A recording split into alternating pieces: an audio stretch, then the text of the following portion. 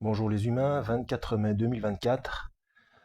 Je voudrais vous parler de deux, trois petites choses, notamment du livre des Maccabées qui se trouve dans la Bible de Jérusalem. Je ne l'ai pas trouvé dans les autres versions, dans les autres traductions que j'ai.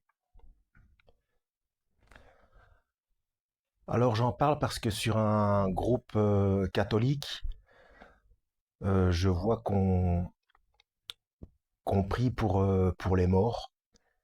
Et moi j'ai simplement dit que ça désobéissait à Deutéronome chapitre 18.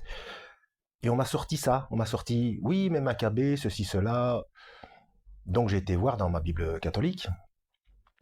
Et en effet, bon, Maccabéen, c'est surtout historique, donc c'est très intéressant. Mais Maccabée 2, je suis même pas encore arrivé, mais je regarde une autre chaîne là, dont je vous parlerai après. Mais ça confirme ce que je pensais, hein.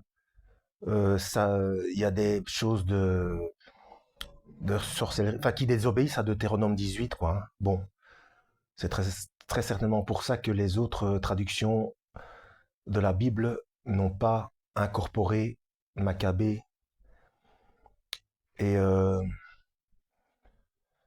et ce que je voudrais rappeler surtout, c'est que quand quelque chose ne correspond pas aux directives divines, même si c'est écrit dans la Bible, ça doit mettre la puce à l'oreille. C'est que ça n'a pas été inspiré par l'Esprit Saint, hein. Donc j'en reviens toujours à cette histoire de Amos chapitre 5, versets 25 et 26. Le 27, je sais plus. Enfin bref, à la fin d'Amos 5, le reproche que Dieu fait à Israël, hein. Donc ce genre de choses, ça doit mettre la puce à l'oreille, d'autant plus les directives de Yeshua du Christ, hein. Mais c'est ça le problème, les gens qui s'attachent à leur religion. Il faut pas s'attacher à ces religions, il faut étudier la Bible et tenir compte de tous les versets. Et quand ils sont contradictoires, eh ben, il faut creuser, il faut creuser. Alors la chaîne dont voudrais vous parler, je la connais pas bien parce que je n'ai regardé que deux vidéos en entier, mais ça m'a l'air très bien. C'est la chaîne à l'école de Yeshua. Donc c'est très bien, c'est très recherché. Il se base beaucoup, il explique beaucoup de choses sur les textes, sur des mots, la signification des mots, de mots hébreux, araméens et grecs. Mais là, bon, j'ai pas regardé tout parce qu'il y a une flopée il y a énormément de vidéos, hein. Mais j'ai de nouveau remarqué quand même une insistance sur le Shabbat. Alors oui, le Shabbat, oui. Mais bon, je vais pas vous refaire la litanie de ce que Yeshua a expliqué concernant le Shabbat et qui lui, il s'est mis au travail quand même, il a quand même guéri quelqu'un le Shabbat. Bon, ce n'est pas pour ça qu'il faut pas respecter le Shabbat, c'est pas ça que je veux dire, mais il ne faut pas trahir le cœur de la loi. Bon, et concernant cette histoire de vendredi ou samedi ou dimanche, euh, il suffit de lire la Bible, hein, encore une fois, hein. C'est bien indiqué plusieurs fois, au moins dans 8 versets. Dans un verset, on cite explicitement, euh, dans un seul verset, oui, on dit explicitement le dimanche, et dans 7 autres versets, on dit le premier jour de la semaine, et parfois on dit le jour du Seigneur.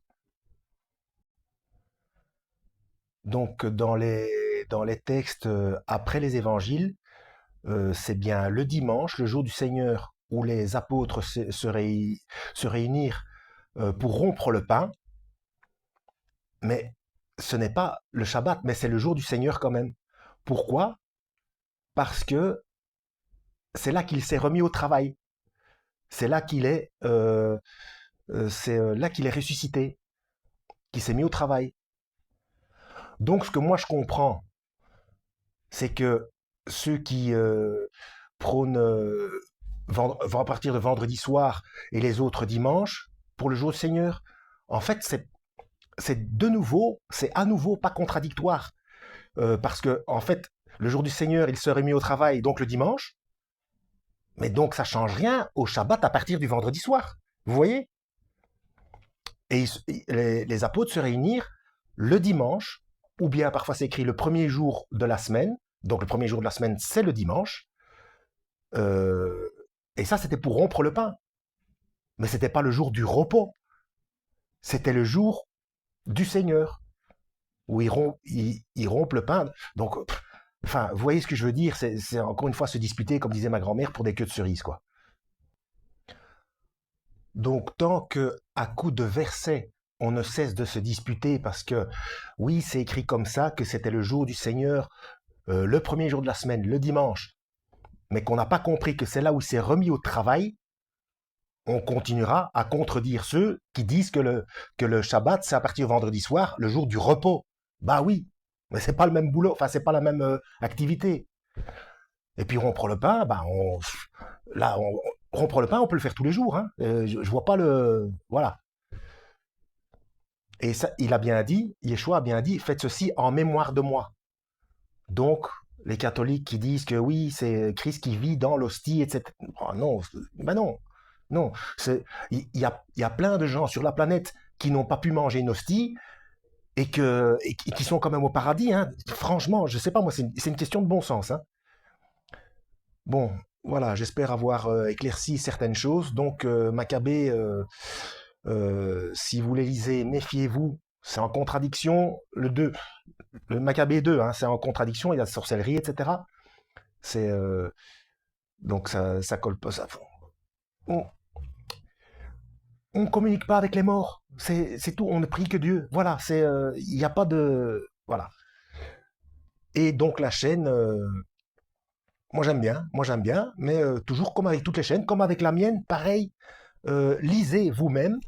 Et par contre, au niveau des choses, des explications sur même sur les noms des personnes, etc. C'est franchement donc la chaîne à l'école de Yeshua. Voilà, en espérant avoir été utile. Et puis merci aux frères et aux sœurs qui m'ont mis la puce à l'oreille pour cette chaîne, entre parenthèses. Voilà, que Dieu vous guide.